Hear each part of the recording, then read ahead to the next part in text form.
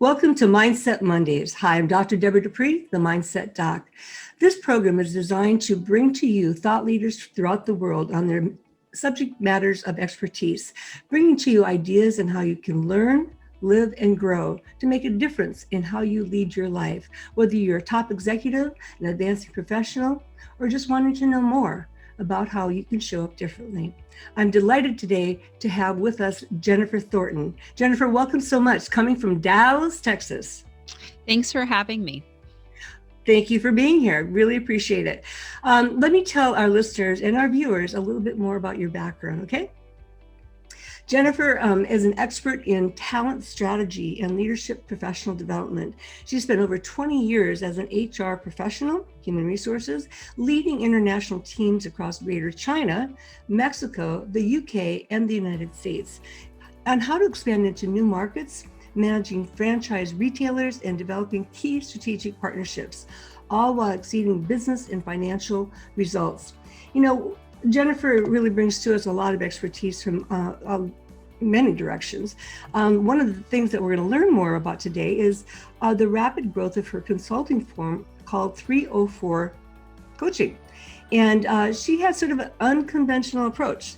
And so we're intrigued to find out more about that unconventional approach and how she builds innovative workforce development solutions who are challenged in breakthrough opportunities and how to accelerate hiring the right people. She's much sought after, specializing in startups and large value-based organizations. And she really focuses on building talent strategies that complement the business objectives so that they can really grow exponentially. So Jennifer, thank you so much. You live in Texas. I hear it's a little cold there today. It is. It's oddly cold here. I actually turned my heater on for the first time in a very long time. Oh my goodness, I just stopped using my AC because it's been very warm here in Southern California. So I know that you enjoy reading and historic preservation, which is also a passion of mine. And you like the water, right? Because I love the water. Yes, we love the water in this house. We're very avid lake goers. Wonderful, wonderful. I'm excited to again learn more about you, and I'm curious. There's always a story behind someone's background, and so particularly I'm interested in the story about the name of your consulting practice, 304 Coaching. So tell us more about that. So it's such a funny story. I had decided to leave my corporate position and open up my own consulting firm. And someone I had worked with previous knew I was going to do that. And so out of the blue, she gives me a call and she said, I need you at our office tomorrow to pitch to our CEO. And I was like, I haven't left my company yet and I don't have a name yet. And she goes, well, you better find one tonight. And I was like, oh my gosh. And so, I think when you are owning your own business, you just have to make decisions and just keep moving forward. And 304 is a combination of it's really my lucky number. It's a combination of dates that are important to me. And so I just went with my lucky number. And so far it's been pretty lucky. Well, I guess so. If you've grown that quickly, that's really remarkable. Yeah. And so I guess, one of the things that you call yourself is a conversational intelligence certified coach. And so what's that about? So Conversational Intelligence, it's an incredible program that was designed by the late Judith Glacier. And she spent over 40 years studying the neuroscience of the mind, how it took in conversation and language in the workplace, and then how did that impact our business results. And I was so fortunate to be able to study underneath her for about a year and a half and became one of her certified coaches. And I get to, take her words and her, all of her research and carried it on for her. But what we do with Conversational Intelligence is we help leaders understand the neuroscience of the mind and how do they adapt their language so that they're moving people from their primitive brain of fear, because fear does not do any good for us, to their prefrontal cortex. And we can do that through language. And it's where the good stuff happens, right? It's where the thoughts and the innovation and the excitement. And so through Conversational Intelligence, we help leaders get people to the trust and collaboration piece of their brain so they can move through their business. Well, I'm always excited to learn new approaches and new aspects to this. And, certainly with being the Mindset Doc, one of the reasons I call it that is that, it all starts with emotional intelligence. A lot of people just are think their intellectual intelligence is what drives them, and certainly what we know and how much we know is very important, but there's so much more to us than just our intellect, that prefrontal cortex, like you said, and really understanding, just who am I and how do I make that up. And so I love how you call it the conversational intelligence, because I focus a lot on our languaging. And we had a conversation before we started as far as just, if you imagine using a different word here, what a powerful difference that would make, right? It makes such a difference. And it's just such small words changes or some adaptations. And when you look at 20th century leaderships, the leadership that a lot of us grew up in, where the boss had to be right and the boss had to know it all and the boss had to be this and that, it actually, that language around the way we were taught to lead for so many years creates fear. And, I love, talking to someone who's like, well, I've just been harder and harder on him to get him to perform. And I was like, let's think about that. Let's see if that's really going to work out for you. Absolutely. Absolutely. Yeah, that is so true. And I oftentimes will say is that, today's world, particularly in this COVID-19 world, just demands a different form of leadership, a different way of interacting, and our human needs are not greater than they've been before, but we're just much more cognizant of how our worlds come together. And certainly working from home, we don't leave ourselves at home anymore because we're there all the time, right, working. And so it's like, how do we blend this together? And so how you communicate is so incredibly important. One of the things, Jennifer, or Jen, I know you like to be called Jen, that really attracted me to your work was this whole notion about the addiction to being right. And so, again, talk more about that. I've got several questions for you, but I would like you to elaborate on this notion of addiction to being right. So it's a very powerful addiction, and we don't think about it as a true addiction. When we think about, we know that person who's like always has to be right, and it's my way or the highway. But what's happening with that person is they have an addiction. And when we are right, no matter who we are, we get a dopamine hit. And who doesn't love a little dopamine hit? It feels good, makes us happy. Same kind of dopamine hit we would get if we use shopping for our therapy, or if we use sugar or alcohol. And what we all can agree on around addiction is the more you go and seek out that dopamine hit, the more of it you need for that same baseline of happiness. Being addicted to being right is the exact same thing. So it's the same addiction. Neuros go off in our brain. We get that dopamine hit. And think about that person, because we all have that person in our life that early in our career, they were collaborative and curious and open-minded and really just, achieving a lot and, often right. So they were getting promoted quickly. And then 10 years later, there's someone we don't recognize anymore. There's command and, not wanting to hear the truth. And likely it's because they've gotten addicted to their own sense of being right. And if they're challenged, that is removing their drug of choice, and no one likes that. Very, very good. I like how you frame that. Then I do a lot around communication styles, and so that need to be right really comes out of a certain communication style as well, and very much correlates to the work I did around the psychology of good bosses versus bad bosses. And so the parallels just keep going on. So yeah. So how does this really develop? Again, I have my own notions, but I know you're well studied in the subject as well. And so from your perspective, how does this addiction to being right develop over time? Where does that come from? So it comes from the addiction of that dopamine hit, but what it looks like in the workplace is winning. Maybe early in our career or mid-management in our career, we were winning a lot, and we started getting rewarded for being right. And we started to be rewarded for our viewpoints, not collective viewpoints or the ability to learn from others. We were being rewarded because us as an individual were right. And so that's how we reward people is really important, because it starts to set up how they want to continue to seek out that pleasure. And so if someone's been awarded a lot for being, right based on their thoughts and not bringing other viewpoints in or not collaborating, that's where it starts. And it can start really early in the career or kind of mid-career, but then over time, that person starts to adapt the way they lead, where it's my ideas, my viewpoints, and then they continue to be rewarded for those. And then the cycle just starts. And it doesn't happen overnight, but you kind of wake up to the realization of it overnight, because most people don't notice it until it's gotten really bad. Yeah, yeah. Absolutely. And so when you talk about this kind of evolution, I guess I'm curious, and particularly having worked with many, many people around bad bosses, having been a mediator for over 25 years, I see this pattern come up a lot in our mediations. And actually, it's my early experience in mediation that really fueled my direction that I took, because it's like, how can relatively nice people just see things so very different? And why is there this power imbalance, And so what kinds of patterns would people around someone who's addicted to being right see? As you've mentioned a few of those things, but say more about that. Yeah, so there's some really clear patterns. And so one of the things I tell leaders that I'm concerned that they may have an addiction, one of the first things I tell them to do is next time you're in front of your team, ask them a difficult question. Watch how they respond. Do they stay quiet and then look at you?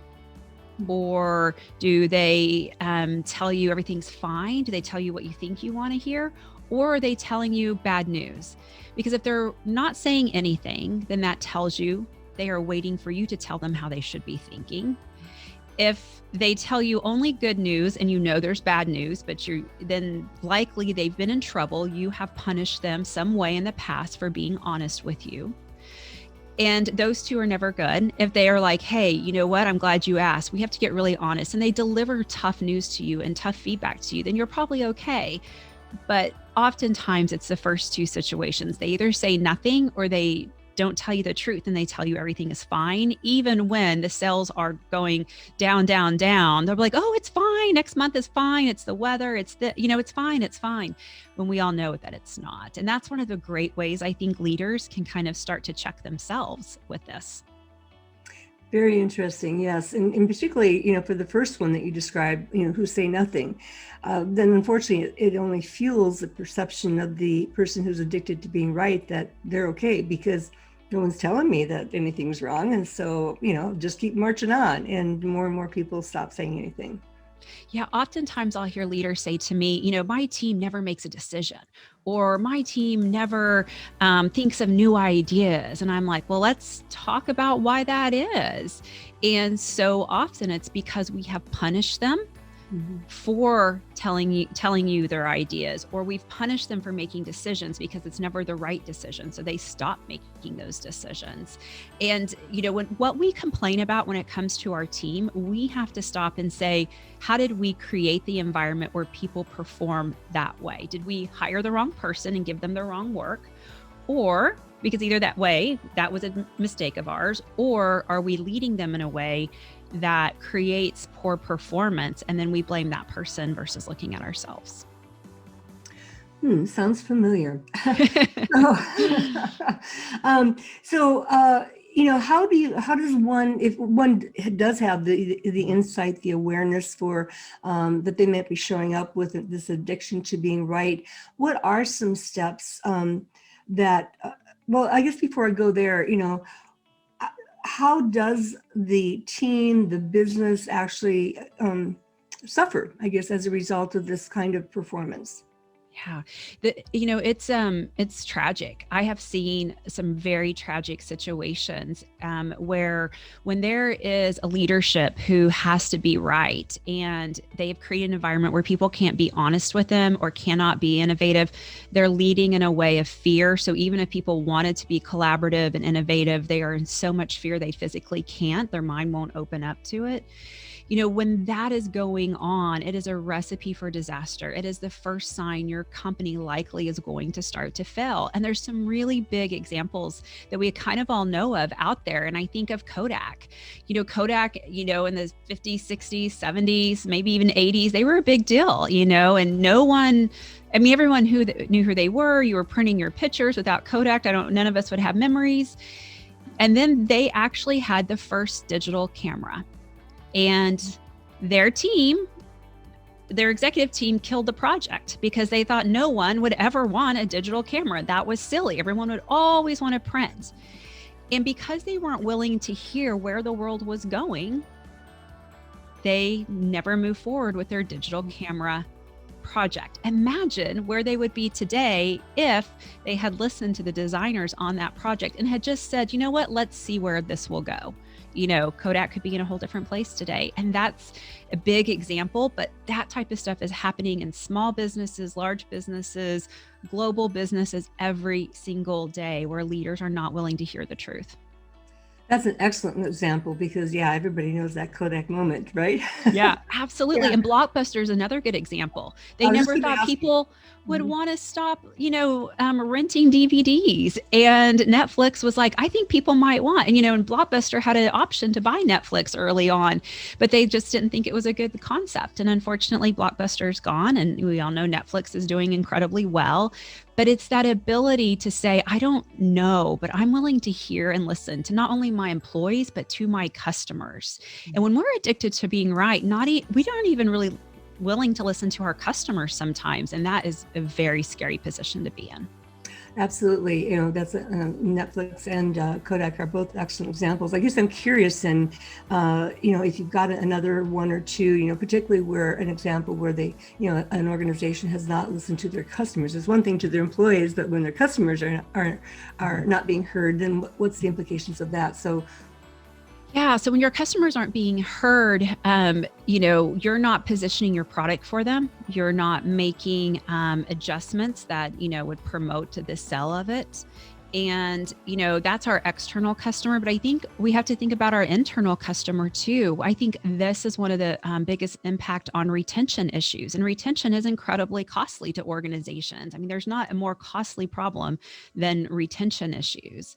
And when you're addicted to being right and you're not willing to listen to what your employees' needs are, chances are they will go somewhere that someone will listen to them. And, early in my HR career, I did recruiting. It was my first, entry into the world of HR. And I can't tell you how many people, when I said, tell me why you're looking for a change, they said, I just want someone to listen to me, or my ideas don't get heard, or I know how to move the business forward, but no one seems to care. And that was a lot of years ago, but I still think back to those voices and think, if their leaders had listened to them, where could that business be? And would they have lost that person or not? Yeah. I mean, that totally ties into the whole notion of employee engagement and culture of organizations that have been really big in the last few years. I'm curious, given our current situation around COVID-19, certainly what I hear a lot from people too is, and certainly a lot of studies are talking about this as well, is the incredible need, more so than ever, not that it hasn't always been important, but more so than ever, given such unpredictability and uncertainty that exists in our world right now. Employees are really looking to be heard and included and cared for and understood, and willing to leave if they're not being heard, even in uncertain times like this. And so a few comments about that, please. You're absolutely right. I think that people, COVID was the great equalizer. There's no organization and no human in the world that wasn't impacted in some way. So everyone had to change something. Mm-hmm. And when you think about how we had to lead early in COVID, we led in crisis management, as we should. Buildings on fire, get out. It's highly directive. There's not a lot of thought. It is just, get out, buildings on fire. And that's crisis management. But what I'm seeing right now is people are getting in that habit. And they are crisis managing through the day-to-day of COVID, not because the building's on fire. They've just stayed there because they did it for so long early this year. And that's incredibly dangerous because crisis management only works during crisis. And if we are in that habit, and I see it because of the fear that we have as business leaders, with our unknown, everything we thought is gone. So now we are really living in the unknown. And so there's just this habit I'm seeing right now of crisis management, or a form of crisis management, which means the voice of our teams are not being heard. And that's dangerous. It's so dangerous. It's dangerous in whatever a normal year looks like. It is incredibly dangerous right now. Yeah, I mean, it is uncertain. It is unpredictable, and things change from day to day. And so, that doesn't mean we stop planning and having a vision for the future and how this could look. And I know I've been saying for the last several months, now more than ever, we need to have conversations at all levels to really hear what our people are saying and to help get insight into, as leaders, then as far as where do we go now. And yet I find a lot of leaders being, afraid, quite honestly, afraid to really open it up and to perhaps say that they don't really know, and to stop and listen. Yeah, and that fear that the leader is experience, we know that fear keeps you in your primitive brain. It's that piece of your brain that makes sure that you stay alive. It's its only job, keep you alive. Stay in the cave. Don't do anything dangerous. Just be, stay scared. Stay in the corner. But that leader has shut down their prefrontal cortex, which is what they need. They need innovation. They need to learn. They need ideas. And so as a leader, I don't think always recognize that we are in fear. And we have to say, you know what, I'm in fear right now, but I'm going to set that aside, because if I don't, then I'm not leading in a way that will get us out of this, or I'm not leading in a way that will create a new normal or a new way we're doing things going forward that will make sense for my business. But we have to be really honest with ourselves when we as leaders sit in fear. And, we will do it from time to time. We are humans, and that is a chemical, biological reaction that you cannot stop. Whether you would want to or not, you cannot do it. So we just have to recognize when it goes off so that we can manage through it. Absolutely. I know a lot of people talk about, well, I need to control this, or I need to control myself. It's like, well, that's sort of a mistaken word there, because there's very little we can control, even within ourselves, but it's really about how we manage ourselves in response to triggers. And so I'm curious then, going back to a question I started earlier, and I realized I was ahead of myself, what do you suggest a leader do in terms of, let's say they're listening to this podcast and they go, oh gosh, maybe that's me. And so how would you suggest a leader actually start to recognize, or what steps do you suggest that they start taking in order to better get on top of this? The first thing is do the exercise. Go ask a difficult question to a group of the people who work for you and watch how they respond. Okay. Then the second thing to do is, as you drive home, or after you end your day, if you're staying home, after you end your day, really stop and ask yourself, what did I learn? What do I know right now that I didn't know when I woke up this morning about my business? And if you can't say anything, if you can't say, oh my gosh, this one person, I had no idea that this was taking so many steps, or I had no idea our customers were providing. If you aren't learning at the end of the day, then you need to stop, and you need to get control of this, because if you aren't learning, you're not an expert in every piece of your business. It's impossible. So if you're not learning from the experts on your team, and you know that, then that is one of the ways you can identify your own addiction. Okay, that's an excellent point. I know, having taught a lot around the topic of emotional intelligence in different forms and fashions at different levels, I've had some leaders of organizations, well, I've already studied that. It's like, whoa, that's exactly who should be coming back to this class then, because we never stop learning. And if you think that you've learned enough about this topic, every day we learn something new. I mean, the whole field of neuroscience is an area that continues to grow in terms of what we understand and how we can apply it, and how the difference that we can make in our lives and the lives of others. Yeah, I've spent the last several years studying language and how to change my language to get the most out of my team, or to manage my own fear. And I mess it up every day. Every day I'll say something and I'll look back and go, well, that was real smart. You probably just got exactly the opposite of what you were looking for in that. And this is what I do for a living. I read, all kinds of nerdy stuff about the neuroscience of the mind because I'm fascinated by it. And I mess it up every day. And I can be honest with that, because then when I mess it up, I hope my teams tell me, hey, that wasn't that. I didn't like that, or I'm not sure what you're asking. And so again, if you think you don't need to develop that, you've been a leader for years and years and you've made millions and billions, well, guess what? You're human. You still got to grow. Life is practice. We never get it right.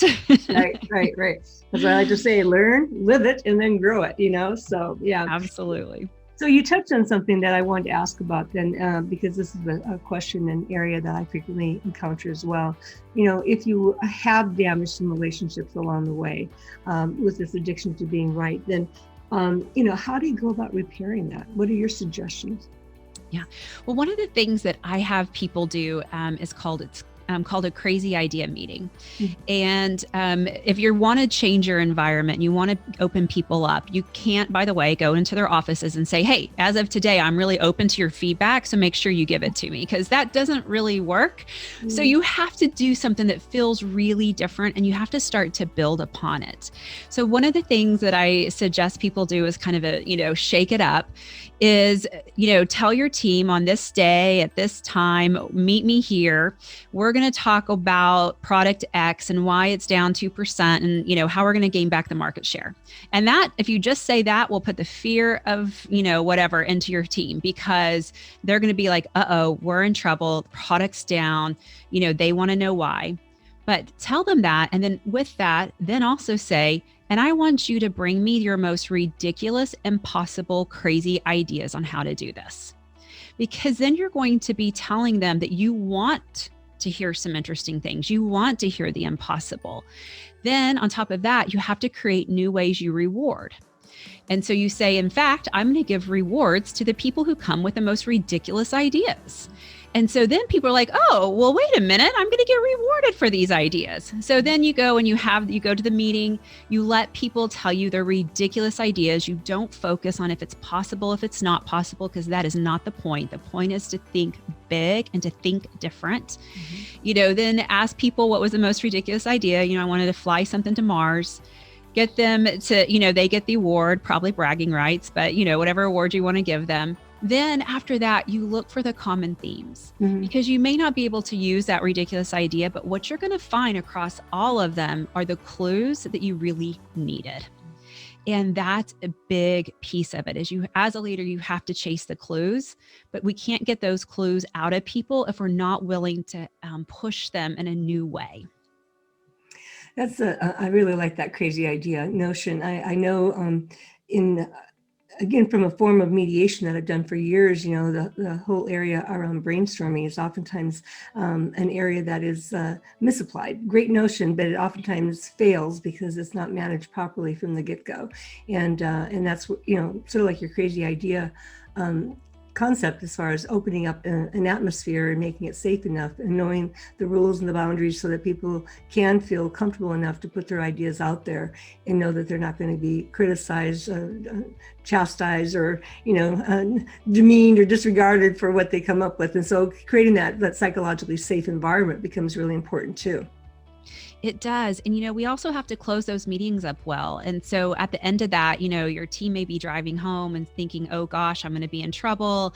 I can't believe I really gave that idea. And so then they're building their fear back up. So what you have to do is you have to send an email that day or the next day and say, I loved all the ideas. Keep them coming. It was so fun to hear the impossible, but yet we found a few things we could do, because then again, you're rewarding them, and, you have to ladder in changing behaviors. And that's kind of that first piece, like rewarding them for thinking big, rewarding them for telling you the truth. Then they're going to be more honest the next time, and then reward them. And then they'll be more honest the next time. And just imagine, as a CEO, if you had a team that was never scared to tell you the truth, where could your business be in a year? Crazy. Yes. Yeah. And that really ties in then the importance and necessity of building trust along the way.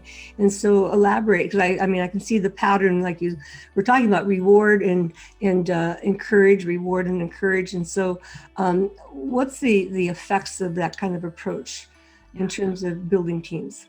So it definitely builds trust over time. And then we have to manage just our daily conversations. And, one of the examples I give people is, you'll hire someone new and they're so excited and they see everything with fresh eyes, right? And then they come to you a month in and they've got all these ideas, and you look at those ideas and you're like, oh, we've tried those before. They never worked. And so you say things like, well, I get it. I see your point, but, we've done that before here. It's never worked. So don't worry about it.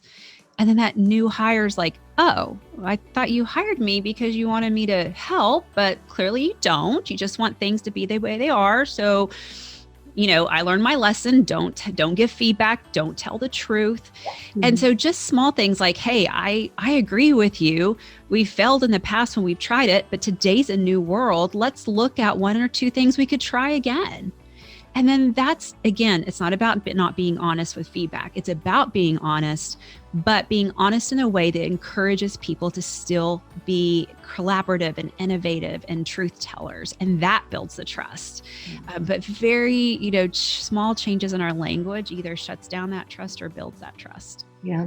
And it really goes a long way in terms of building that culture of inclusion or exclusion, where people might just show up for the job because it's a paycheck, but they don't really feel a sense of self-worth, self-confidence, contribution, value, being part of the team. You're absolutely right. And you see it. I mean, it's just so easy to say things that, discourage people. If someone comes in and it really isn't going to work, we can say, I'm sorry, this really isn't going to work, and not hear them out. Or we could say, I don't see it, but I'm open for you to change my mind. Try to change my mind. Then you can hear what they have to say. You can help them think in a way that's better for the business, or you may learn something and they may change your mind. But again, it's about keeping that conversation going versus shutting them down. You touched on it a couple of times, and I know we talked about it prior to starting the show as far as language. And so what are some specific examples of language changes that leaders should entertain in terms of making a difference in how they move forward? So I think, on top of the other examples, I would say some of the ones I like are, oftentimes when things go wrong, you're like, I'll figure out what went wrong here, instead of, because then everyone's like, uh-oh, and finger pointing and who's in trouble. Say, things clearly didn't go well, and we need to figure this out so that we can do it better next time. As a team, let's look at what went right, and let's look at where we went off course, why and when, so that next time we get it to where we need it. And that feels very different than I'll figure out what's wrong here. I think another great one is around making sure that we are clear on value. So if you have someone do a project and it's not the funnest project, because there's a lot of those. I mean, I do them, you do them. Everyone listening has a couple of those projects we don't love. And so if we're assigning a project that we know someone's not going to be totally in love with, instead of saying, hey, I know this is a real yucky project, but I need you to do it anyhow, because that's probably what we would say.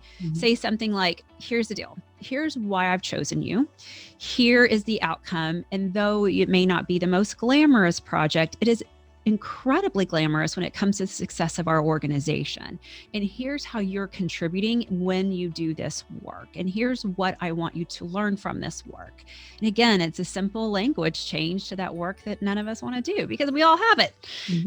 But there's just endless ways that we can think about changing our language to really get more out of our teams. Yeah, and I was just thinking about this yesterday. In fact, it's really about reframing, redirecting, and then refreshing. Because when we can do that, then we sort of do open up the mind space and create some opportunities to see things differently. I mean, how many of us haven't had that? Why didn't I think of that before? Just being in a different mind space in a different time or even position can create those opening up the mind. And so I'm curious, I imagine in your work, you actually have seen people who've overcome their addiction to being right. And what's that look like? It's a really beautiful process to watch.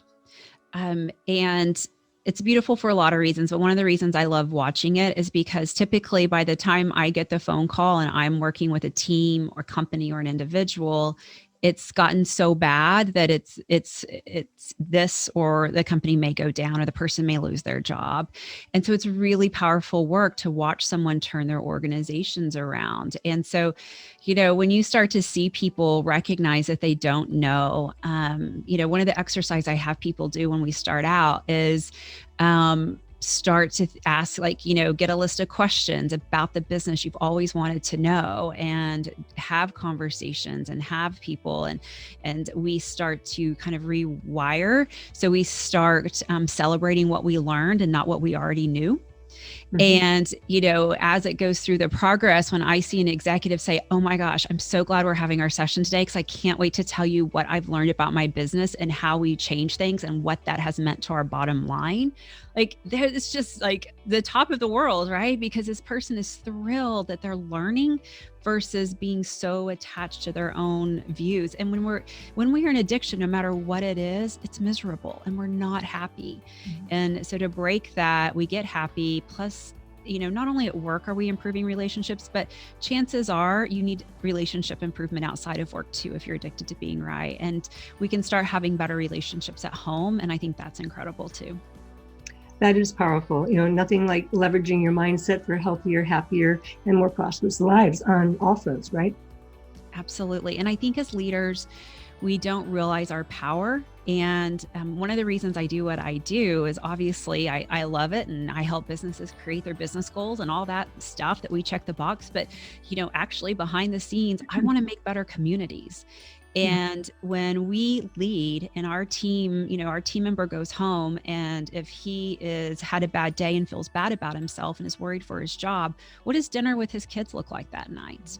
It doesn't look good. Dad's quiet, dad's shut down, dad's thinking, dad's nervous. And so then that kid's like, oh, what's wrong? And now they're in fear. Then they have to go do their homework in fear, go to school the next day in fear. But if we were leading our teams in a way that created, we celebrated failures, we celebrated learning, and dad goes home excited and had a great day at work and is joking and having fun with their kids around the dinner table. And then they help them with their homework. And then the kid goes off the next day. Like, we impact people's home life. Therefore, we impact communities. And I think that we don't always realize our power as leaders. Yeah. Our influence is far-reaching, and I would suggest in COVID-19, world ahead, even more so. As we begin to wrap up, I guess I would like to just ask you for a comment. Do you notice any differences between males and females in this whole motion? I do. I see a lot of difference between female leaders and male leaders. And some of the things that I notice that's different, one of the ones that I always work with my female leaders on, one of the very first things we talk about is I ask them, what's your currency? And they're like, what? I'm like, what's your currency? And they're like, I have no idea. And I'm like, what that means is, what do you bring to the table? And what is that financially worth a company? Men are very good at that. Men are very good at saying, I do this, and this is the financial bottom line. Women don't naturally speak that way. And when a female leader starts to understand everything they bring to the table and the impact to the organization, and they start talking around their impact to the organization versus, well, she's just a really good leader and she's really nice. You're like, no, I'm a very good leader and I'm nice and I'm respectful. And I also run a department that's been up double digits for the last 5 years. And really starting to talk about their currency. And I wrote an article recently on, it was based on a client story. She called and she was so excited because we've been working on her currency. She delivered a project that had immediate impact to the bottom lines. And when the COO said, great job, she said, well, I'm here to make you look good. And I was like, no, you're not. You're not here to make him look good. You're here to drive a business. And as a result, you'll make him look good. But what if you had said to him, thank you, I'm glad you noticed. When I saw the opportunity to build this new sales report, I jumped on it with my team. And as of today, that's impacted over $1 million worth of sales. I'm so glad you noticed. It's a really different way to respond. Very different way to respond. Yes. And even if they that person had said, I'm here to make you look by doing this and achieving this and bringing to the table this, that would have changed the story too. But I really do like how you've reframed and put the emphasis on the currency, as you put it, right up front. Yeah. And no man would look at his boss and say, I'm here to make you look good. Yeah. They wouldn't. Absolutely. Well, Jen, this has been a fascinating conversation, and our paths crossed in so many ways. Where can our listeners and our viewers learn more about you, get access to some of your work, your programs? Tell us more. So you can go to our website, 304coaching.com. We do have a resource section, and you can find the directions on how to have a crazy idea meeting if you want to do that with your team in there. You can also find some articles and podcast, all types of resources we provide you. And you can also check out our programs. I love connecting on LinkedIn. You can find me at Jen Thornton A.C.C. And we can continue the conversation there one-on-one. That's wonderful, Jen. Thank you for being such a passionate resource on this very important topic, looking at addictions in a whole new way, and certainly looking at leadership in a very different kind of way. And so it's really about making a difference as we move forward, and making a difference in the lives of our employees, ourselves, our communities, as you've said, and incredibly powerful. And so thank you so much, Jen, for joining me, the Mindset Doc and Mindset Mondays. It was a really great time, and thank you for having me. Thank you. And for our listeners and viewers, you can listen to more podcasts on Mindset Mondays by visiting www.relationships-at-work.com. Tons of resources, podcasts on leadership, workplace, living and learning and growing, and making a difference in the world, and how to leverage your mindset. So thank you so much. Dr. Debra Dupree, the Mindset Doc.